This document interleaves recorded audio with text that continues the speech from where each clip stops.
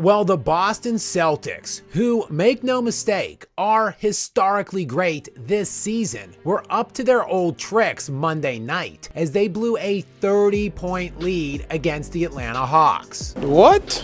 Yeah, they were doubling Atlanta up at the end of the first quarter, 44-22, and with just a bit over 4 minutes remaining in the first half, were up 68-38. But that didn't stop the C's from collapsing and having their 9-game win streak snapped by the 11-point underdog Atlanta Hawks. This loss, just the latest of a string of troubling outcomes for Boston this season, as they had their historic 12-game win streak snapped earlier this month by the Cavaliers when the Celtics blew an 18-point lead in the fourth quarter. Cleveland, meanwhile, was without Donovan Mitchell in that game. And while none of these losses really matter in the grand scheme of things, as the Celtics are still easily cruising to the #1 overall seed in the NBA playoffs, as they are 10 full games up on Milwaukee in the East and 6 games up on Denver for the overall best record, these losses are indicative of a larger problem.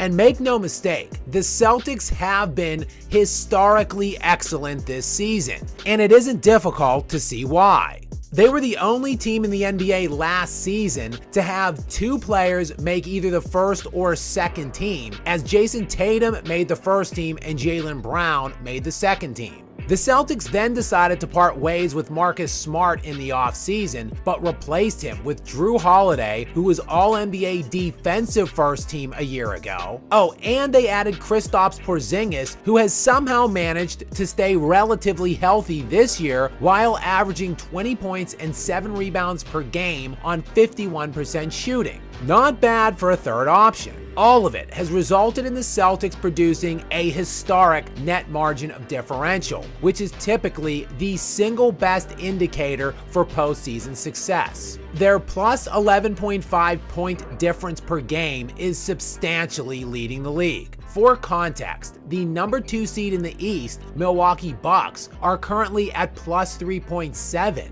while the #1 seed in the West and defending NBA champion Denver Nuggets are plus 4.8. But the Celtics aren't merely destroying the field in this metric this season. They are producing one of the best single seasons in NBA history. The plus 11.54 net differential for the Celtics is currently the 5th best ever, behind only the 1971-72 Lakers, the 1970-71 Bucks, the 95-96 Bulls, and the 2016-17 Warriors. Those 4 teams didn't merely win the NBA titles in those seasons, they easily destroyed their playoff fields and are generally regarded as 4 of the greatest teams in NBA history. The 71 Bucks team, led by Kareem Abdul-Jabbar and Oscar Robertson.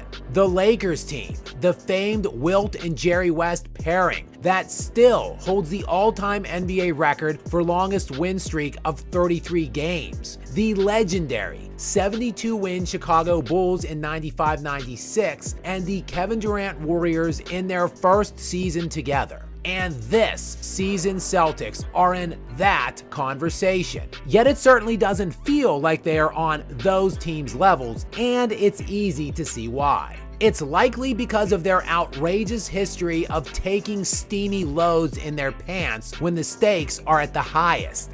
Diddly poo. And they are led in this pursuit of pooping themselves by none other than epic gag artist Jason Tatum, who should realistically already have an NBA championship to his resume, as the Celtics actually had a 2-1 lead in the 2022 finals over the Warriors, but they would never win another game from that point on, losing 3 consecutive to get closed out and give Steph Curry his 4th ring. In that elimination game 6 of those NBA finals, Tatum had just 13 points on 6 of 18 shooting. And for the series, he shot a heinous 37% from the field and an even more puzzling 65% from the free throw line.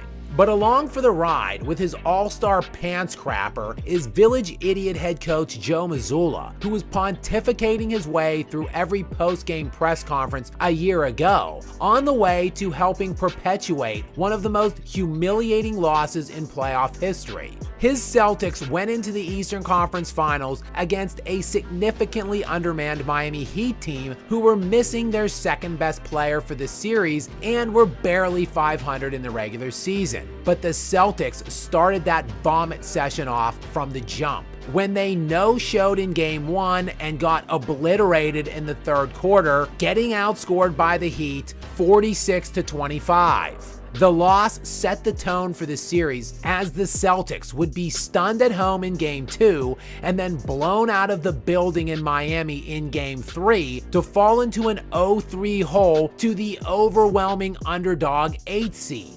The Celtics would then win 3 straight before an all-time epic collapse in Game 7 at home, getting blown out by 21 points as a 7.5-point favorite against, again, an 8 seed.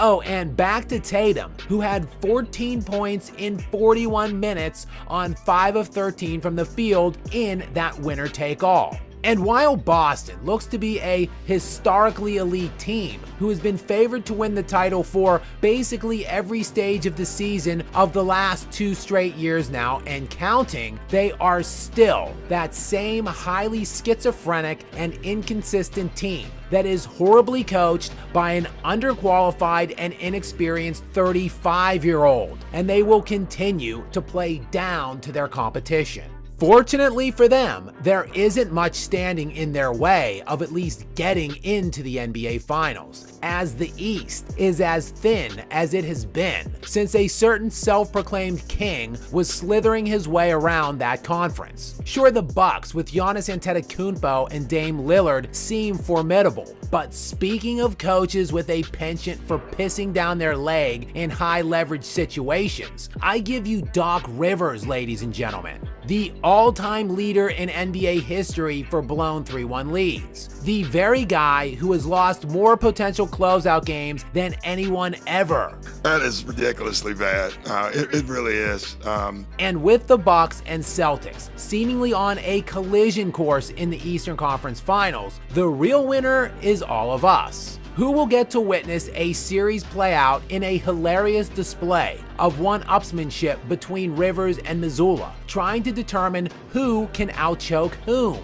And the prize for the team that does advance to the NBA Finals likely will be a meeting with the best player on the face of the planet, the presumptive league MVP this year, his 3rd in 4 seasons, and the defending world champion Denver Nuggets. And the Nuggets, for what it's worth, have already beaten Boston in their 2 meetings this season. In practically any other year ever, a team that has been this thoroughly dominant would be substantial and overwhelming title odds favorites. But this isn't any other year. And this Boston team just reminded us yet again of what levels they are capable of plummeting to when the stakes are at their highest.